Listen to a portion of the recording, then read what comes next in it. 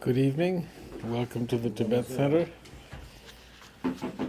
So we shall begin with the prayer for the spreading of the teaching throughout the length and breadth of the West. By the force of the blessings of the non-fallacious three precious gems, and of the truth of our pure selfless wishes, may the precious Buddhist teachings flourish and spread to the expanse of all areas throughout the length and breadth of the West. For all the people living there, together with their new ones, who have engaged in the teachings and have faith and respect for them, may all conditions adverse to their practice of the pure Dharma be dispelled, and an excellent collection of favorable conditions increase like the waxing moon.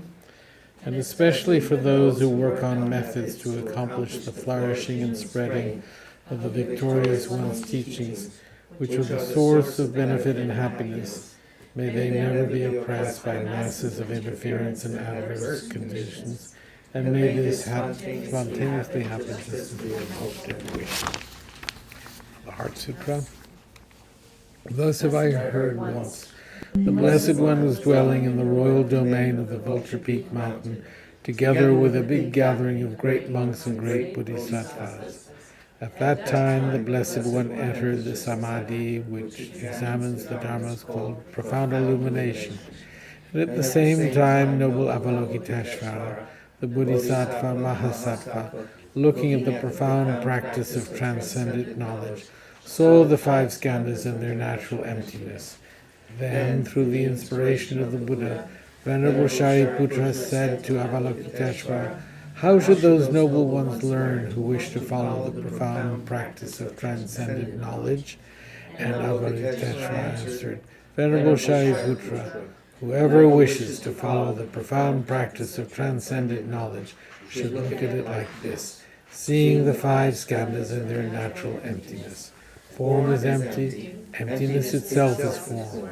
Emptiness is not separate from form, form is not separate from emptiness. In the same way, feeling, discriminating awareness, compositional factors in consciousness are empty. Thus all the Dharmas are empty and have no characteristics. They are unborn and unceasing, they are not impure or pure, they neither decrease nor increase. Therefore, since there is emptiness, there is no form, no feeling, no discriminating awareness, no compositional factors, no consciousness, no eye, no ear, no nose, no tongue, no body, no mind, no appearance, no sound, no smell, no taste, no sensation, no objects of mind, no quality of sight, no quality of hearing, no quality of smelling, no quality of tasting, no quality of sensing, no quality of thought, no quality of mind consciousness. There are no nidanas from ignorance to old age and death, nor their wearing out. There is no suffering, no cause of suffering, no ending of suffering, and no path. No wisdom, no attainment, no non-attainment. Therefore, since there is no attainment, the bodhisattvas abide by means of transcendent knowledge.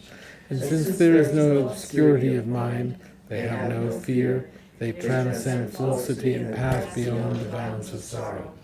All the Buddhas who dwell in the past, present, and future, by means of transcendent knowledge, fully and clearly awaken to unsurpassed, true, complete enlightenment. Therefore, the mantra of transcendent knowledge, the unequaled mantra, the mantra which calms all suffering, is the truth. For there is no deception in transcendent knowledge. The mantra is proclaimed. Tadyata om gate gate paragate parasamgate bodhisvara. O Shariputra, this is how a bodhisattva mahasattva should learn profound transcendent knowledge. Then the Blessed One arose from that samadhi and praised the bodhisattva mahasattva Avalokiteshvara, saying, "Good, good, O son of noble family, profound transcendent knowledge should be practiced just as you have taught, and the Tathagatas will rejoice." When the Blessed One had said this, Shariputra and Avalokiteshvara that whole gathering of the world with its gods, humans, asuras, and Gandharvas, their hearts full of joy, praise the words of the Blessed One. Now we generate bodhicitta. With the wish to free all beings, I shall always go for refuge to the Buddha, Dharma, and Sangha until I reach full enlightenment. Inspired by wisdom and compassion, today in the Buddha's presence, I generate the mind intent on full awakening for the benefit of all sentient beings. As long as space endures, as long as sentient beings remain, until then may I too remain to dispel the miseries of the world. With the wish to free all beings, I shall always go for refuge to the Buddha, Dharma, and Sangha until I reach full enlightenment. Inspired by wisdom and compassion, today in the Buddha's presence, I generate the mind intent on full awakening for the benefit of all sentient beings. As long as space endures, as long as sentient beings remain, until then may I too remain to dispel the miseries of the world. With the wish to free all beings, I shall always go for refuge to the Buddha, Dharma, and Sangha until I reach full enlightenment. Inspired by wisdom and compassion, today in the Buddha's presence, I generate the mind intent on full awakening for the benefit of all sentient beings. As long as space endures, as long as sentient beings remain, until then may I too remain to dispel the miseries of the world. Okay, let us do one rosary of the Medicine Buddha mantra.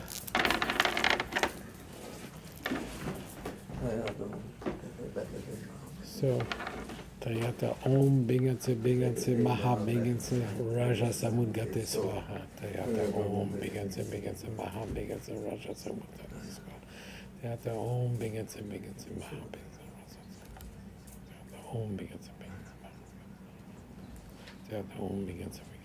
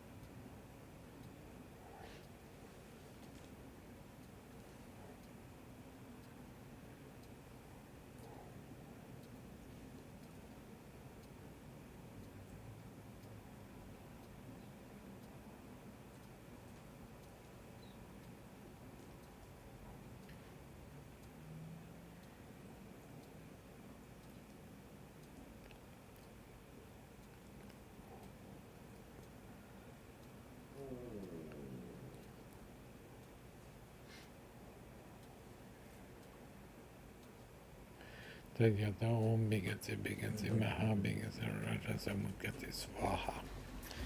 So we dedicate the merit from having recited this to the healing of His Holiness's knee, the healing of all sore knees, the healing of all afflictions of all sentient beings.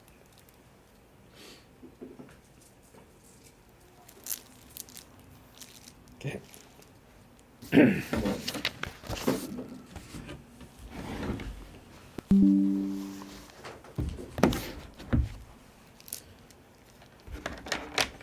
So, we have been discussing Beyond Religion, Ethics for a Whole World by His Holiness the Dalai Lama.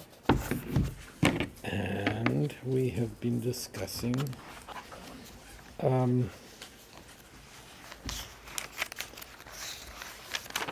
the need for both compassion and discernment in order for our actions to be of greater effectiveness, greater benefit.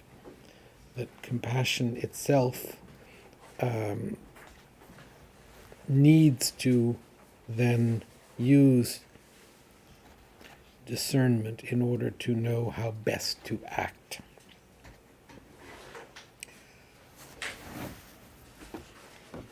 Correct? Sí, señor.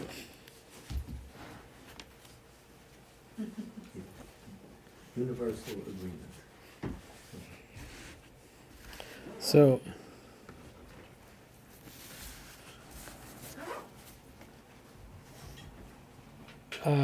here we're talking about the implementation of ethics. What His Holiness is teaching us is an ethical system that is not religious in nature, which is beyond religion. And so in order for us to sort of figure out what that should be, we have to have parameters. We have to have a system that we can follow to implement our ethical way. So that's what we are discussing tonight. So let this be a discussion. And the first ingredient that His Holiness introduced was one of compassion.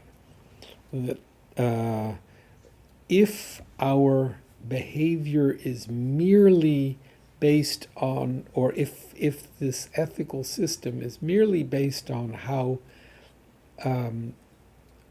we treat others from the point of view of the effect that we have on others, that will not suffice. There has to be a motivation that considers others. The real criterion for our actions being ethical or not is the motivation with which the action is engaged in. And so the particular motivation that His Holiness introduces is that of compassion.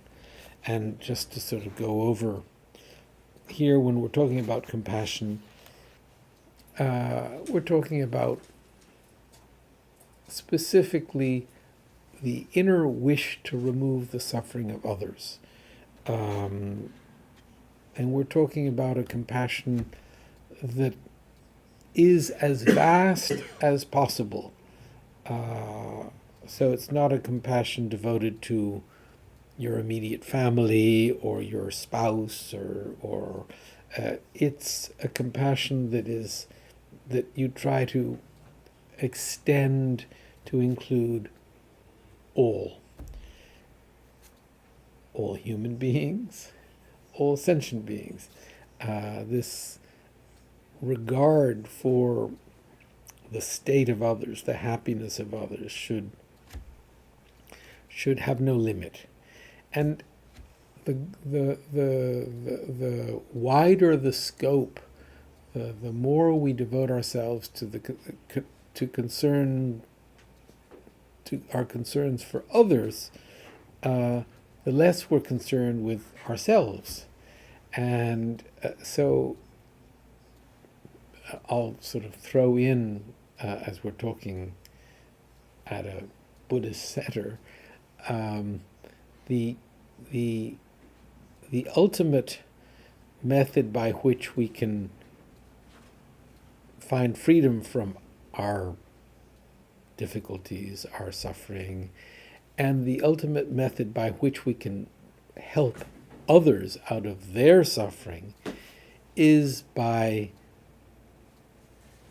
recognizing the lack of self and by deepening that recognition, that realization, to the point where there is absolutely no sense of self.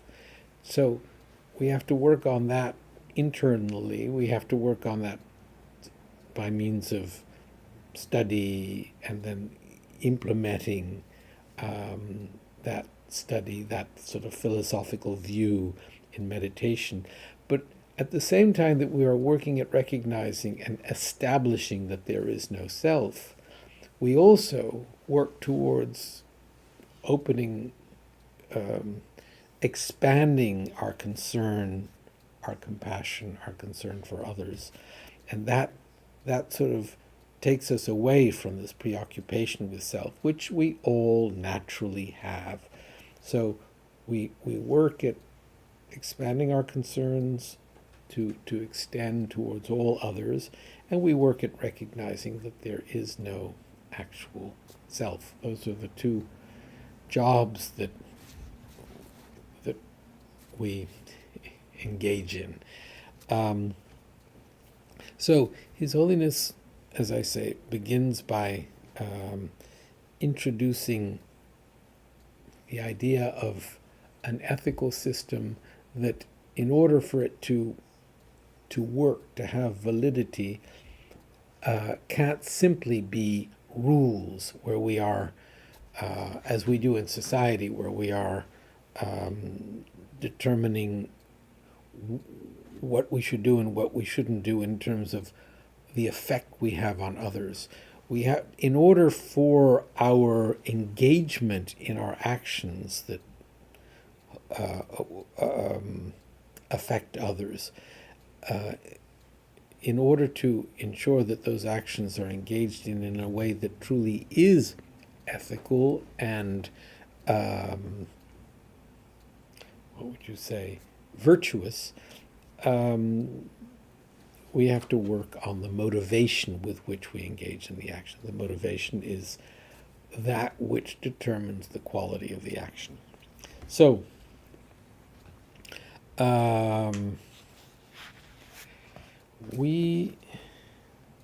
let us just go over, I don't know why. Okay, on page 75, I'm going to just take it up from the last paragraph, but actions such as killing, stealing, lying, slander, sexual exploitation, all of which are forms of violence, are by definition harmful to others. So most people instinctively feel the value of avoiding them. But we need to go further than this in a globalized world in which religious moral guidelines are not universally accepted. We need to use our discernment to gain understanding about the benefits of certain kinds of behavior and the negative consequences of others, of other kinds. So here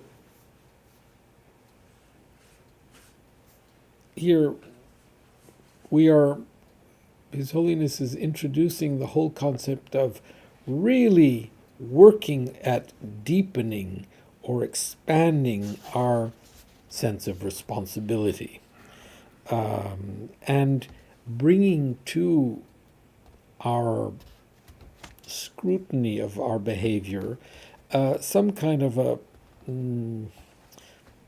responsibility to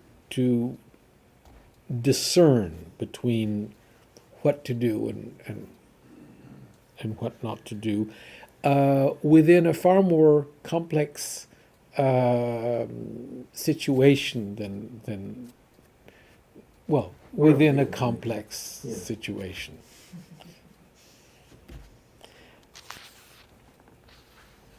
Well done, Sean. The worldview, the expanded worldview that we normally. So, His Holiness had already said that the sort of moral guidelines that most people lead their lives by are provided by religion, are provided by that sort of realm of our existence that we attribute to, well, something maybe divine. But, as His Holiness says here, there are different religions. There are different views on what is correct and what isn't.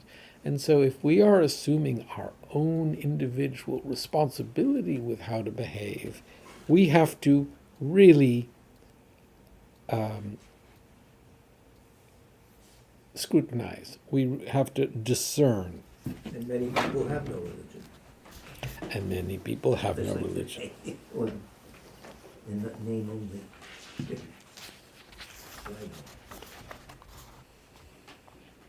So, we need to use our discernment to gain understanding about the benefits of certain kinds of behavior and the negative consequences of other kinds. In this way, we can develop an internalized value system to guide us in our responses to everyday life. What is therefore required is that we reflect on our behavior, using our discernment to assess which of our actions are most harmful to ourselves and to others, and which are most beneficial. And so this is here we're really this. I mean, it's I went to a religious school. I spent 4 years going to chapel every morning in an Episcopal school.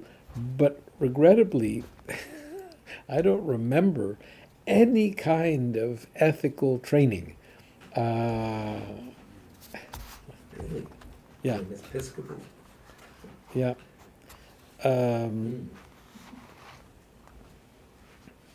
You go to that school too? No, we I often have said that I felt that it was the real training we received was in how to get away with murder. But I shouldn't say that publicly. Don't tell anyone. What do the Episcopalians believe in? Do you remember? Well, they believe in good and bad, and What distinguishes them from other Christian religions? I think wasn't the That's high Episcopal church, Church established simply to permit Henry the whoever to get to divorce. Divorce, yeah. So it's Catholicism in a different, yeah. If I can't do it in that religion, I'll set my own up and I'm gonna model it after this. Yeah. Oh, wow. I went Very to close to- Catholic high school and we'd have to go to Me mass too. Yeah. every week, and I don't remember. Was co-ed or all girls? Co-ed. Mine was all boys. To the priest's delight. I remember the ceremony of doing it, but I don't remember lessons being learned, ethical lessons being learned.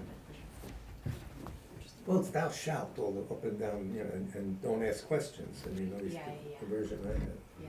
Grammar school's the phonetic Italian one,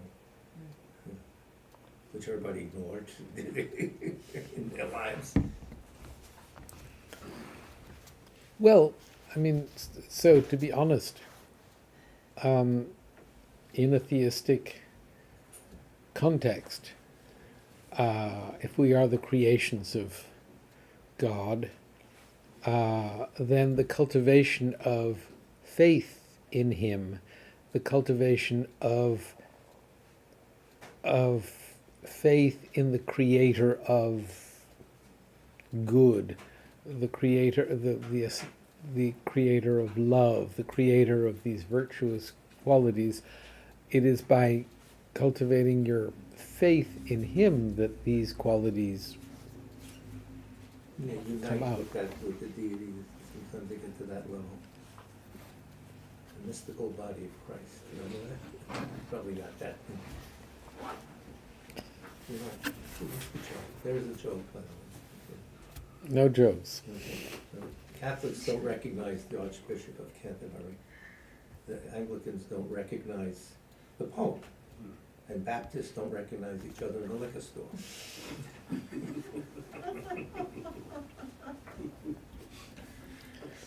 Is that George over there? No, it could What? be George, he wouldn't do that. George Bush? Which George? No, in a liquor store, In the liquor store. or anywhere.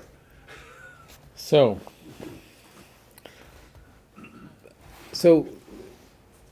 basically what I was getting to was that here what we are really being introduced to is a method by which we ourselves establish what is virtuous and what isn't. We ourselves establish the parameters of virtue, of ethical behavior.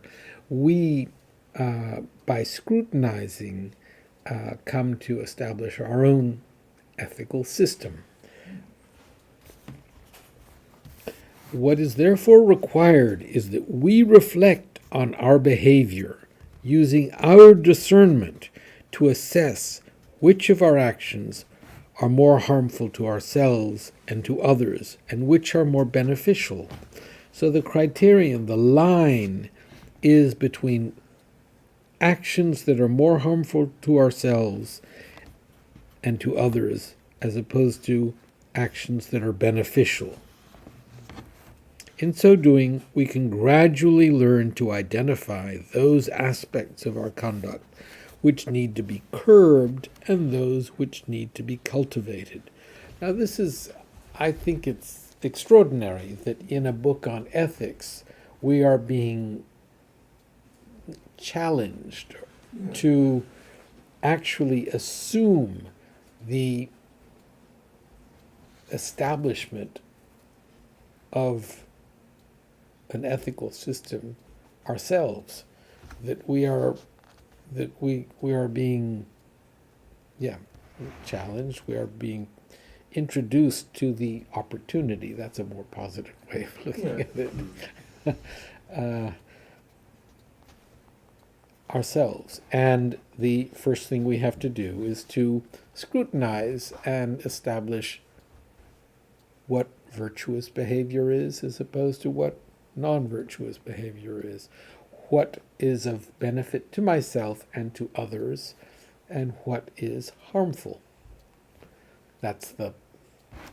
So how do we do that? We have to use discernment. For example, by using our discernment to consider the consequences of violence, we can gradually reach a clear understanding and conviction of its harmfulness and futility. Now, that sentence is something that we can spend our whole lives mulling. We hear of these koans. Jewish people. This is a koan that we could really chew on. Can you read it once more? For example, by using our discernment to consider the consequences of violence, we can gradually reach a clear understanding and conviction of its harmfulness and futility. We could, instead of using violence, we could say anger. By using our discernment to consider the consequences of our anger, we can gradually reach a clear understanding and conviction of its harmfulness and futility. Attachment. if we, by using our discernment to consider the consequences of attachment, jealousy. You right? Hmm? Yes. Remember Chun's three words, and then what? When you think of all your actions, I'll do this and this, and then what? Because there's always ongoing reaction to what you did.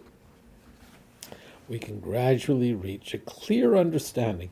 Now, that clear understanding is the result of real analytical meditation, really sitting there and thinking through, discerning, and considering the consequences of, as Rinpoche would also say, that we are prisoners of our afflictive emotions. We are prisoners of these negative tendencies. And so we have to really sit and discern and consider the consequences of those afflictions, and we thereby gradually reach a clear understanding and conviction of their harmful and their harmfulness and futility. We won't be able to remove those. We won't be able to remove their effect on us unless we do that. There's no other way. I remember there was there has to be a logical base. Well, there has to be a practice. There has to be we have to apply the antidote to that behavior if we want to remove that behavior. If we don't apply the antidote, the behavior, the self-cherishing, selfish, afflictive actions that we are, I think we have to, His Holiness often talks about the fact that on some level, our natural quality, there may be some underlying natural tendency towards loving compassion, based on the fact that when we are initially born, it is our mother's love that protects us. It is our basking in that love that is the first emotion that engulfs us. And so that has an effect. However, in very little, think of a little child who starts crying and crying because he or she doesn't get there. I live with this cat who meows and meows in the most, it's really amazing that he gets this tone, and it's all in order to get what he wants. And we do it too.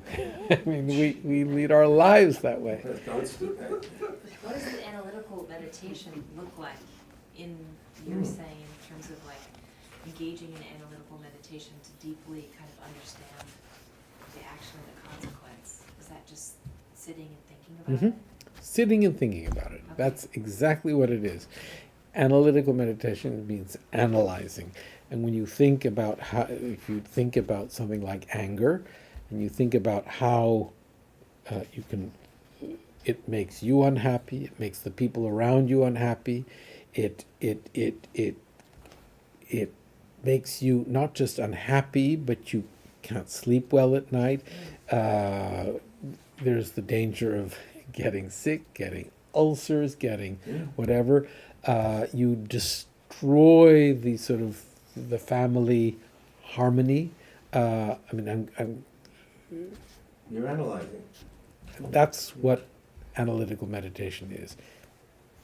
Considering the outcomes kind of to the best degree that you could, and then considering the outcomes of abstaining from that action, essentially. Cost benefit, yeah. And you can think of people whom you think of people who have a really bad temper. And it's interesting because we people say, I have a bad temper, or people say of someone else, he really has a bad temper, whatever. And we attribute this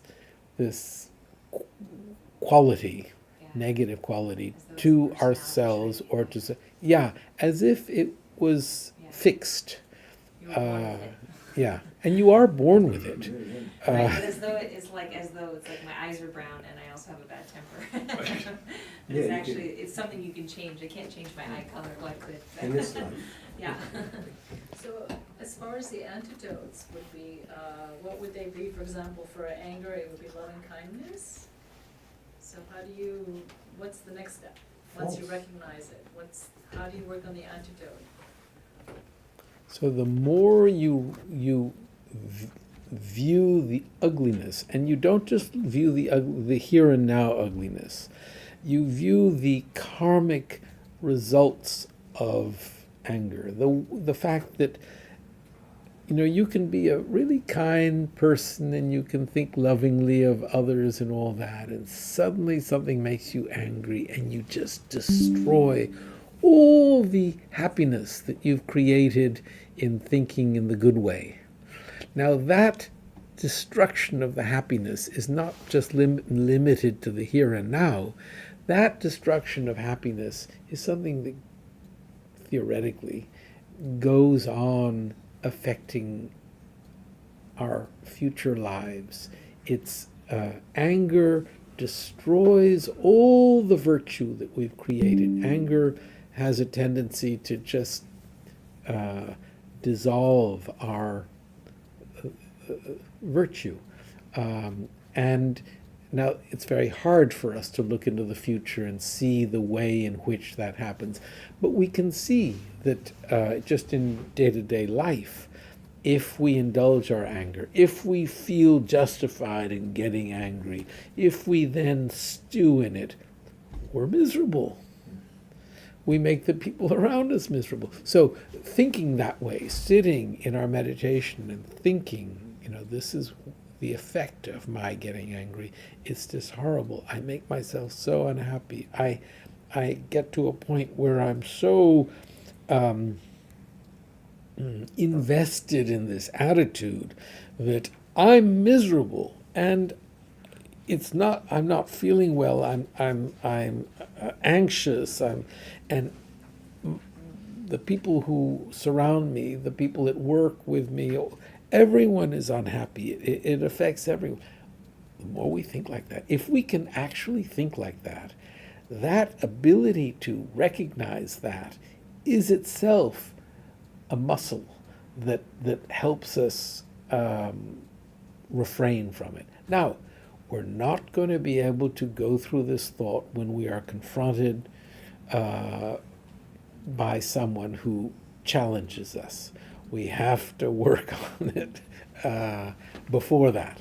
We have to really cultivate an appreciation. And so you look at the negative aspects, and you also look at the positive aspects. You also, in your analytical meditation, you also consider the virtues of patience. And if you recognize that the difficulties that you confront, if we accept the laws of karma, the difficulties we confront are all the result of our own negative actions in the past. And by reacting in the violent way that we are only going to cause ourselves to suffer in the future. We're causing these poor other people to suffer. But we're the person who's going to really suffer as a result of our anger is me. So the more we just, thinking about it this evening here as we begins to form that tendency towards patience. The more we consider it, the more enthusiastic we become about applying it. Because we feel we can control our destiny then, and we really can't, but the sense of freedom. So Then you said something last night, you analyzed, and then there's a point where you sort of convinced yourself the fault, and then you apply your one-pointed technique. Would you explain that? Because if I do, it'll be disruptive. So we talk about two forms of meditation. There's analytical meditation and there's placement meditation or calm abiding. And once you have cultivated a certain feeling, whatever it is, you then try to hold on to that, the feeling that has derived from your analysis. And that becomes the placement, and that deepens the. But this, in particular, when you're cultivating something like patience, compassion, when you can conjure up through your analytical meditation an actual feeling of compassion, then you try to just hold on to that without thinking. You just feel it. You just hold on to that. If you can come to a conclusion of the negative aspects of anger and the positive aspects of patience, once you've developed a certain enthusiastic feeling of that, you hold on to that. You just And that's stay with it. Yeah. Okay. Then it weakens and you strengthen it with more analysis. It's somewhat, that's, takes patience and, with the wish to do it. Something buying a car, for instance. This car versus that, and you get a sudden feeling, and you come to, and all of a sudden you're running to the store to buy the, but you could think about when you bought your current car, you go through some sort of habit like that, habit, the good and the habit, and having this car now is not so good. Then all of a sudden there was a turning point where you acted based on that analysis. It should be that way, not based on impulse or somebody. But I mean, that's sometimes something like that. I don't know. You can explain. No, I don't think that we can use the example of the research for buying a car for understanding the placement meditation, but the analytical meditation definitely. And if you are deciding to buy a car, if you really analyze, if you approach it this way, and you figure out what your needs are, and you figure out what your budget is, and you figure out what's available, and you put all those things together properly, you'll come out with a result. And yes, you can be content with that result. You can, but I don't know how you do the placement there. You just sit in the car, I You suppose. sit with that feeling, and then it gives you an impulse. There is some sort of force that drives you to do this, but how, and maybe I shouldn't ask this, but when you decided to become a monk, you didn't do it like that. You thought about it. It took a couple of years, if I remember. So long ago, I can remember, but it took a while, right? And you went over, and of course, you had a teacher that. Okay, well, I can't discuss this, but Okay, all right, that's fine. But you didn't make the decision because you liked the outfit or something. no. It was But just- as a result of studying Lamrim, Right. it seemed evidently to be a valid thing to do. The most beneficial, valid thing that I could do. And the real surprise was that I had the freedom to do it, that I actually could do it. And that was terrifying, because the last thing I wanted to do was become a monk. But there I was. There you are.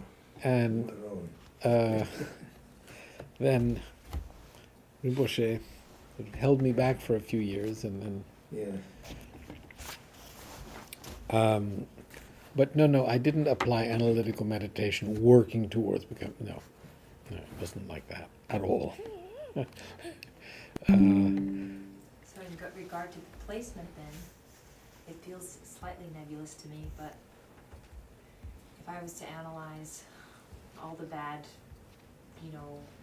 traits or kind of manifestations of the bad thing that I did and all the good manifestations of the good thing I could have done or did do. And then I realized how wonderful compassion is. And then I'm holding on to that compassion bit. And that's placement. So, with compassion, what you would be doing is going through the steps that lead to compassion. The steps are, in order to have compassion, you have to have a recognition of your own suffering.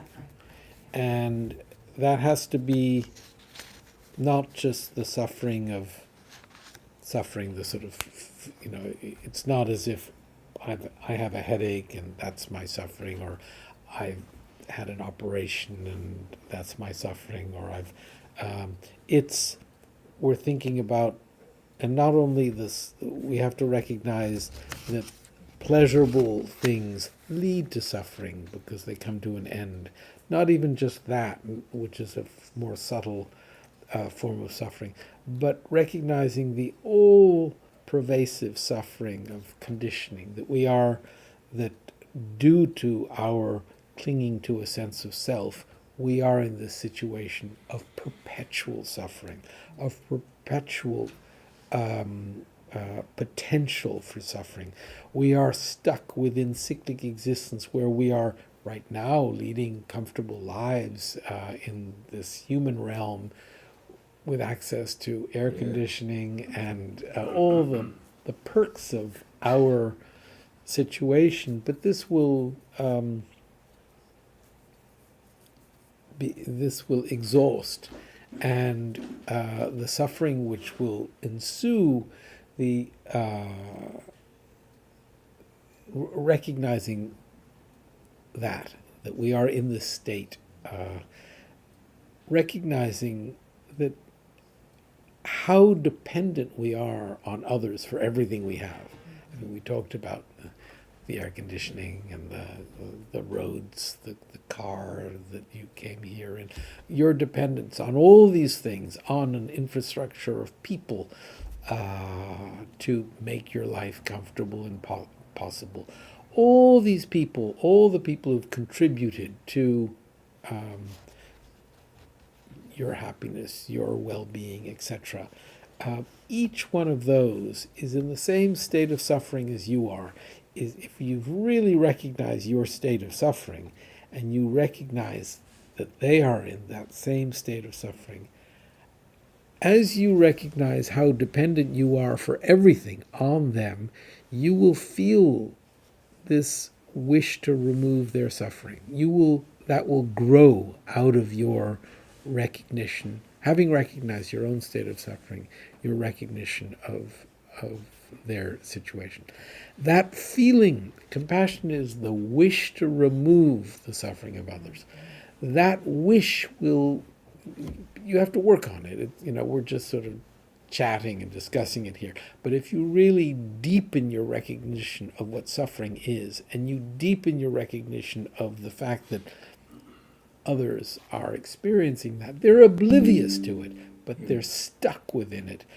Out of that will come this feeling of like a real wish to remove, a feeling of responsibility towards removing it. That's the feeling that you then work at holding on to.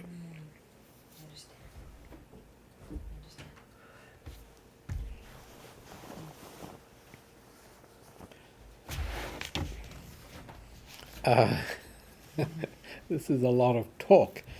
No, it's not what's more, it's not just not polite, it's the truth. So, for example, by using our discernment to consider the consequences of violence, we can gradually reach a clear understanding and conviction of its harmfulness and futility. Similarly, by using our discernment to reflect on the consequences of patience or generosity, we can come to the understanding that their positive effects And we can nurture this understanding so that it becomes a deeply ingrained part of our awareness. So the nurturing that is talked about here is meditation. The nurturing is analytical meditation. That's what nurturing is. We can come to understand their positive effects, and we can nurture this understanding so that it becomes a deeply ingrained part of our awareness. So, as I said before, unless we nurture, it will not become a deeply ingrained part of our awareness. So the work, the sort of spiritual work, is the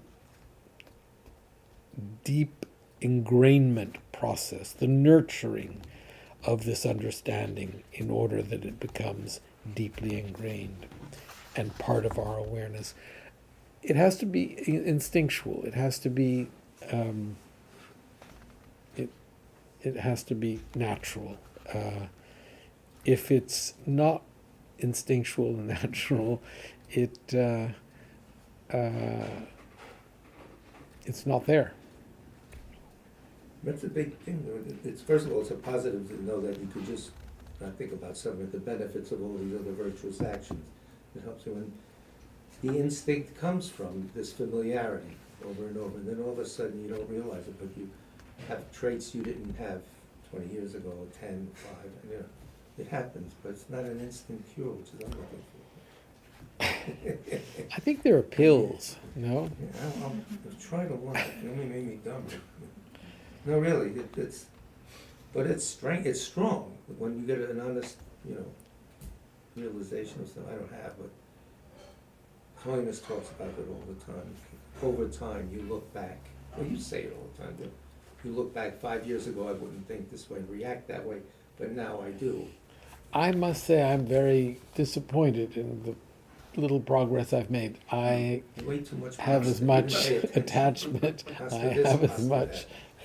If when impatience.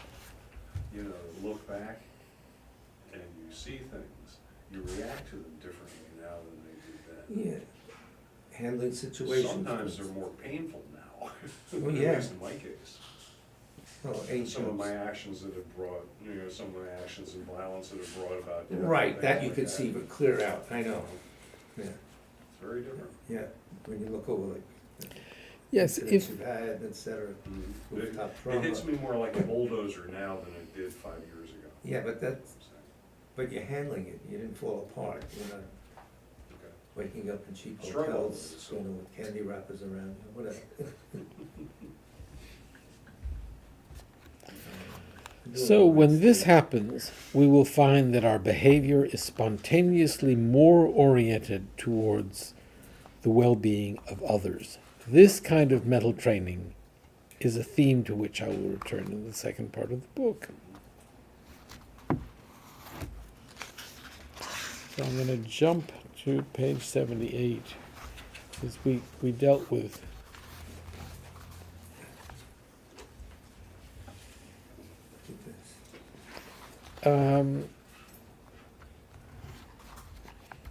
His Holiness continues, every situation we face in life arises from Every situation we face in life arises from the convergence of a great number of contributing factors. So taking a broad view is essential if our responses are to be realistic. So this is a recognition of how complex life is. We're talking about, we can engage in analytical meditation, but when we go out into the world and navigate it, it's really complicated. It's amazingly complicated. And we have not only the complications of the outside world with all of its effects on us, but we have the complications of our own, mental state as we navigate it. Our own, as we get older, I'm beginning to mental feel state. more and more the physical state as it gets You should weaker listen and to this. weaker. You're not ready for this. Don't lose Yes, heart. you young ones. You wind up in a fetal position in the closet. It is not enough to look at any given situation or problem from only one perspective. We need to look at it from this direction and that direction, from all sides. As I often say, we should look from front and from back, the two dimensions, Yeah. from the right side and the left side, 4 dimensions, from above and below, making 6 dimensions. When we do this, when we take this kind of broader or more holistic perspective, our responses will definitely be more in tune with reality. And with this, we are more likely to achieve our objectives. So clever. You see what he's introducing on the line? That's amazing. The mandala situation. Amazing. This book is code. So, What's it? He's trying to smell the phone. Yeah, he's gonna call someone. so No, I think we should sort of, we'll leave the reading here. it's 8 o'clock on us. I suppose that the process of considering a situation, really scrutinizing the actual situation and our personal situation in respect to our outer situation, and thereby determining how to proceed, is the way in which we can engage wisely. So that discernment, that individual discernment, and that individual discernment motivated by compassion, that's the motivating factor, is the way in which we can engage in life in as good a way as we can. Life is far too complicated to have it all go the way we want it to. But in terms of the one aspect that we have control over, we are assuming our engagement as responsibly as possible. That's all we can do. I mean, that's what sort of responsible behavior is. So let us all do our best. Thanks, Nikki, very wonderful. Very family style teaching. So, Darren, Darren, any comments, anything that we have to tend to? And from the crowds out there, all the some of them left because they couldn't hear. I have to work on the loudspeaker system. Right. But little by little, we're getting it, When we were younger and grew up and we were introduced to parameters, perhaps, we were all introduced to different parameters. Or else, that kind of introduction. Well, yeah, but we did things and, didn't think of the consequences No, of of the course things we not. were doing, because we weren't really taught parameters. We We weren't had to taught kind of discover a lot of those things ourselves. the hard way, Yeah, it's not the kind of stuff I got in Catholic school. that's for sure. Or the army or anything else, do this because I said so. Buddhism, do this and see what happens. Much better. well, think through before you do this, so that Even Right. better, yeah. Right. okay. Years later, I'm thinking through. It's like, whoa. Yeah, whoa, it's No, right. no, Is I there don't think. benefit to thinking about the things you have done in the past, or is that kind of more the practice of, like, admitting the things that you've done so you can cleanse them? Yeah, I think it's the latter. Yeah. That's part of it.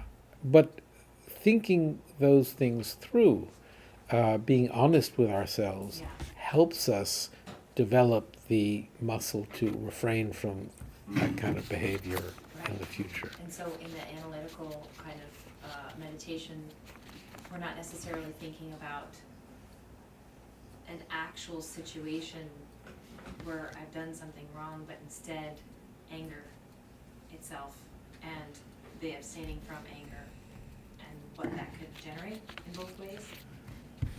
Well, I didn't quite understand the first part of what you... One is to, if I was thinking about things in the past, that would be kind of recounting the things that I had done and then trying to acknowledge what I did and then cleansing myself of it. And the other, in the analytical meditation, is actually considering not the things that I did in the past, but instead something like anger. But we can use the example of our own behavior Right. and the suffering that ensued, the way, how unhappy we made someone or people or whatever, how unhappy we made ourselves. As And proof. yeah, Yeah. and that, not just as proof, that becomes the sort of meat and potatoes of this analytical meditation that leads us to determine to work at not engaging Okay. that way. I understand. But there is a whole, we engage in what we sort of offhandedly refer to as confession. And you confess to yourself, you confess, you recognize that you've done something. You regret having done so. But the recognition is really important. Yeah. And then you develop this regret and the determination not to engage in it Yeah. again. Those steps in themselves contribute to all that we're talking about here. It's not as if they're necessarily separate. But that is also an analytical meditation, that confession. Okay, we shall end by recollecting the Noble Three Jewels, so the Sutra of the Recollection of the Noble Three Jewels. I prostrate to the Omniscient One. Thus the Buddha, Bhagavat, Tathagata, Arhat, Samyat Sambuddha, the learned and virtuous one, the Sugata, the knower of the world, the charioteer and tamer of beings, the unsurpassable one, the teacher of devas and humans is the Buddha Bhagavat. The Tathagata is in accord with all merit. He does not waste the roots of virtue. He is completely ornamented with all patience. He is the basis of the treasures of merit. He is adorned with the minor marks. He blossoms with the flowers of the major marks. His activity is timely and appropriate. Seeing him, he is without disharmony. He brings true joy to those who long with faith. His knowledge cannot be overpowered. His strength cannot be challenged. He is the teacher of all sentient beings.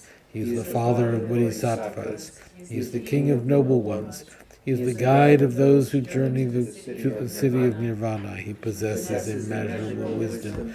He possesses inconceivable confidence. His speech is completely pure. His melody is pleasing. One never has enough of seeing him. His form is incomparable. He is not stained by the realm of desire. He is not stained by the realm of form.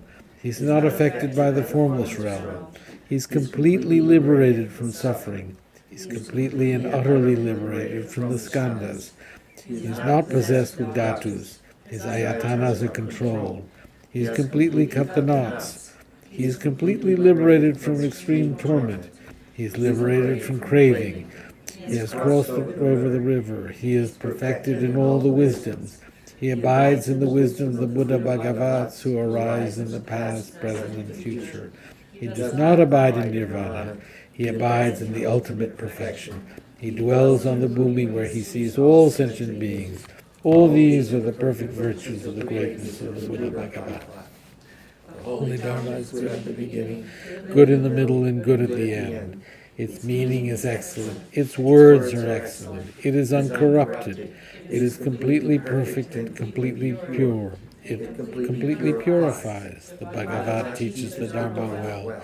It brings complete vision. It is free from sickness. It is always timely. It directs one further. Seeing it fulfills one's purpose. It brings discriminating insight for the wise. The Dharma which is taught by the Bhagavad is revealed properly in the Vinaya. It is renunciation. It causes one to arrive at perfect enlightenment. It is without contradiction. It is pithy. It is trustworthy and puts an end to the journey. As for the Sangha of the great Yana, they enter completely, they enter insightfully, they enter straightforwardly, they enter harmoniously. They are worthy of veneration with joined palms. They are worthy of receiving prostration. They are a field of glorious merit. They are completely capable of receiving all gifts. They are an object of generosity. They are a great object of complete generosity. The protector who possesses great kindness, the omniscient teacher, the basis of oceans of merit and wisdom. I prostrate to the Tathagata, pure, the cause of freedom from passion, virtuous, liberated from the lower realms. This alone is the supreme ultimate truth. I prostrate to the Dharma, which is peace. Having liberated, they show the path of liberation. They are fully dedicated to the disciplines. They are a holy field of merit and possess virtue. I prostrate to the Sangha. I prostrate to the Buddha, the leader. I prostrate to the Dhamma, the protector.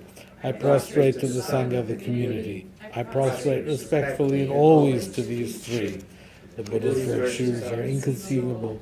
The Dharma's virtues are inconceivable. The Sangha's virtues are inconceivable. Having faith in these inconceivables, therefore their fruitions are inconceivable. May they be born in a completely pure realm. Now we shall read the prayer for a swift return of Dr. Jungla Rinpoche.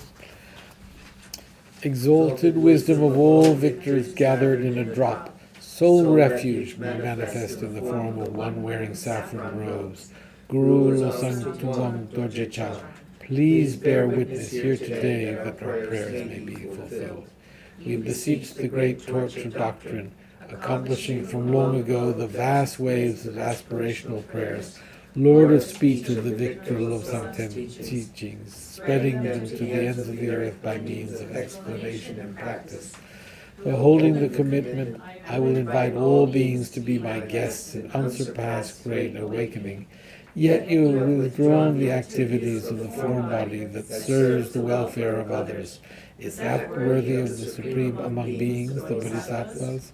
Though impossible for you till cyclic existence end, to abandon your commitment to liberate all beings, we beseech the new sun Nirmanakaya to swiftly return from the realm of Dharmakaya, brought forth by Bodhicitta drawn by 7 steeds.